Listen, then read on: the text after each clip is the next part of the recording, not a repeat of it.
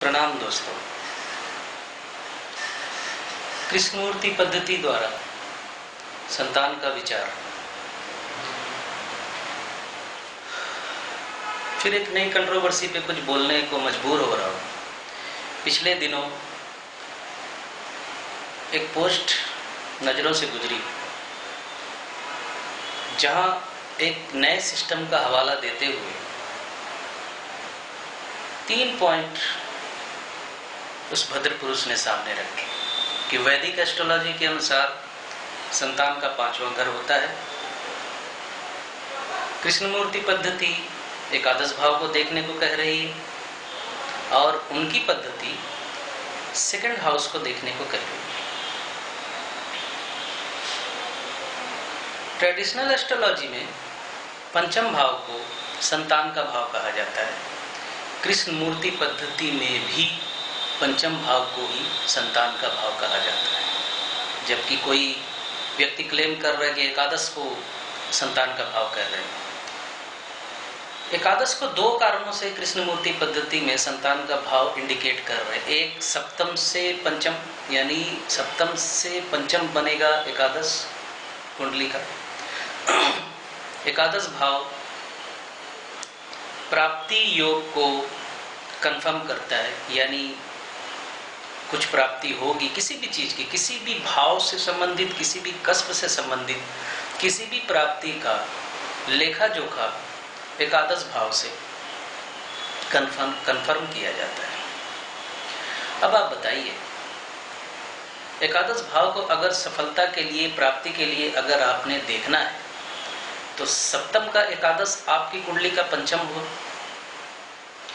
द्वितीय भाव को एक्सटेंशन ऑफ फैमिली के तौर पर देखा जाता है, यानी 2, 5, 11 जब संतान से संबंधित प्रश्न कोई जातक करे या कोई जातिका करे तो आपने पंचम भाव के कस्पल सबलॉट को भी देखना है, एकादश भाव के कस्पल सबलॉट को भी देखना है। पंचम को यहाँ डिनाई नहीं कर सकते। पंचम भाव का कस्पल सबलॉट अगर 2, 11 को सिग्निफाई कर रहा है तो संतान के योग बनते हैं। यहाँ एक्चुअली मैं एज पर केपी संतान योग के लिए क्या देखना है वो मैं कंफर्म नहीं बता रहा, यानी उस पर चर्चा नहीं कर रहा। चर्चा का मुख्य मुद्दा मेरा ये है कि अगर कोई व्यक्ति अगर इस वक्त अगर द्वितीय भाव को संतान के लिए कंफर्म करना शुरू करेगा तो कल को आने वाले समय में आप अष्टम भाव को भी संतान के लिए कंफर्म करना शुरू कर देंगे, क्योंकि सप्तम का द्वितीय है वो।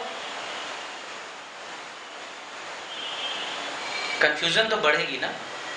ये सिग्निफिकेटर का हंगामा करके कंफ्यूजन क्रिएट करने की तो कोई जरूरत नहीं है। मैं क्यों बोल रहा हूं दोस्तों, मेरी कोशिश ये रहती है कि मेरा कोई भी वीडियो आपके पास आए तो किसी न किसी सब्जेक्ट से पर्दा हटे, किसी न किसी सब्जेक्ट में जो कंट्रोवर्सी या कंफ्यूजन है वो मैं दूर कर सकूं। पंचम भाव को अगर इस तरह आज डिनाई किया जाएगा, कोई व्यक्ति अगर कहेगा कि ट्रेडिशन पंचम, केपी एकादश और मैं सेकंड हाउस, तो अब समझ रहे हैं आज से 50 साल बाद, 100 साल बाद नए छात्रों को ये समझाना ही मुश्किल हो जाएगा कि संतान को पंचम भाव से विचार किया जाता है, संतान का विचार पंचम भाव से किया जाता है। अगर इस तरह डिनाई करेंगे हम तो क्या किसी जातक की कुंडली से उसकी संतान के लिए उसके पंचम भाव को नहीं देखेंगे? ये तो किस्सा उसी तरह होता जा रहा है कि 6, 8, 12 बहुत शुभ है, तो 6, 8, 12 भाव शुभ किसके लिए है? ये किस्सा भी उसी तरह का रास्ता पकड़ रहा है। अगर सप्तम का पंचम एकादश देख रहे हैं तो सप्तम का एकादश भी आपने देखना है, लग्न का पंचम। तो यहाँ 2, 5, 7, 11 इन चारों घरों का योग स्पष्ट होता है। आप इस तरह पंचम भाव को डिनाई करके आगे नहीं बढ़ सकते। संतान से संबंधित जब भी आपने प्रश्न करना है, संतान से संबंधित जब भी आपने देखना है तो पंचम भाव को आपको कंसिडर करना ही। एकादश प्राप्ति के लिए पुरुष का एकादश देखने को इसलिए कह रहे कि सप्तमेश है वो एकादश, तो प्राप्ति कहां से होगी? सप्तमेश का एकादश देखना होगा आपको, तो पुरुष का फिर पंचम आ गया।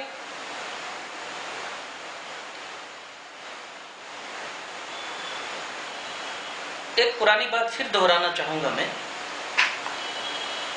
कि ट्रेडिशनल को इस तरह डिनाई करके आप आगे नहीं बढ़ सकते। आप एक नया सगुफा छोड़कर आप एक नई अवधारणा का अवतरण करके आप हंगामा कर सकते हैं थोड़ी देर के लिए, लेकिन आपका दिल जानता है कि सच्चाई क्या है। और कम से कम मेरी जो कोशिश रहती है बैक टू बेसिक या बेसिक पे ज़्यादा जोर देने की बात जो मैं करता हूँ, तो यहाँ भी मेरी वही कोशिश है कि आप बेसिक को ठीक से समझें। नए सीखने वाले ज्योतिष, नए ज्योतिष के छात्र बेसिक को डिनाई ना करें। संतान का मुख्य भाव पंचम भाव ही है। द्वितीय भाव जो है वो परिवार में बढ़ोतरी, क्योंकि कुटुंब भाव कहा जाता है, क्योंकि बच्चा जब भी होगा, संतान जब भी होगी तो कुटुंब में बढ़ोतरी होगी, जो कुटुंब भाव से कनेक्टेड होगा वो, तो द्वितीय भाव का कनेक्शन वहाँ बनता है। लेकिन एकादश के संपर्क के बिना कुछ नहीं हो रहा है। एकादश प्राप्ति की प्रॉमिस जब तक आपको नहीं करेगा तो वो प्राप्ति कैसे होगी? तो आप सप्तम का एकादश जब तक नहीं देखेंगे तो सप्तमेश जो आपका लाइफ पार्टनर है उसको संतान प्राप्ति कहाँ से होगी? तो पंचम को आप किसी तरह डिनाई नहीं कर सकते, ना अपने पंचम को ना अपने पार्टनर के पंचम को, क्योंकि आपके पार्टनर का पंचम आपका एकादश और आपका पंचम आपके पार्टनर का एकादश।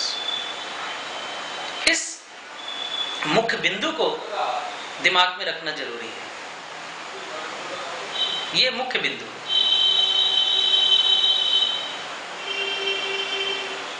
खैर, मैं अपनी बात यहीं समाप्त करूंगा कि बेसिक जो है, ट्रेडिशनल एस्ट्रोलॉजी का जो बेसिक है, उसको आप डिनाई ना करें सिग्निफिकेटरों के चक्कर में। सिग्निफिकेटर की अपनी अलग महत्ता है, सिग्निफिकेटर के अपने अलग मायने हैं।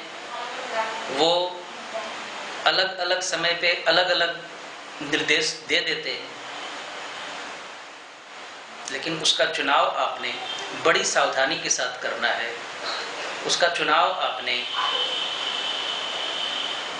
अपने बेसिक को साथ में लेके चलते हुए करना है। जैसे कि संतान संबंधी प्रश्न में आपने संतान के कारक बृहस्पति को डिनाई नहीं करना है। संतान के कारक बृहस्पति को आपने हमेशा अपने कैलकुलेशन में रखना है।